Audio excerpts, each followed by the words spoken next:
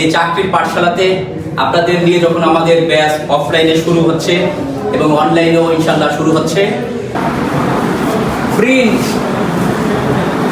Publish, মিল, বানান শুদ্ধিকরণ।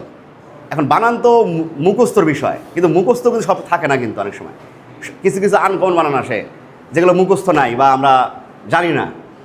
তো সেক্ষেত্রে আমরা কী করবো, কিছু নিয়ম শিখবো। হ্যালো ডিয়ার স্টুডেন্ট, চাকরি পাঠশালায় আপনাদের সবাইকে শুভেচ্ছা অভিনন্দন। আমরা আজকে ছন্দে ছন্দে প্রণালী পড়ব। এরকম ম্যাথ প্রায় চাকরির পরীক্ষা আমরা দেখতে পাই, প্রায় চাকরির পরীক্ষা, ঠিক আছে, যে কোনো গ্রেডের 11 থেকে 20তম গ্রেডে সব থেকে বেশি আসে, অন্যান্য গ্রেডের চাকরির পরীক্ষা এরকম ম্যাথ দেখা যায়। যে বলছে 3600 টাকা করে দুইটি চেয়ার বিক্রয় করা হয়েছে, একটি চেয়ারে 20% লাভে বিক্রয় করছে, অন্যটি 20% লসে বিক্রয় করছে বা লোকসানে বিক্রয় করেছে। বলেছে এখন সব মিলিয়ে কত টাকা লাভ বা লোকসান হয়েছে। প্রতিনিয়তই আসছে 11 থেকে 20তম গ্রেডের সার্কুলার।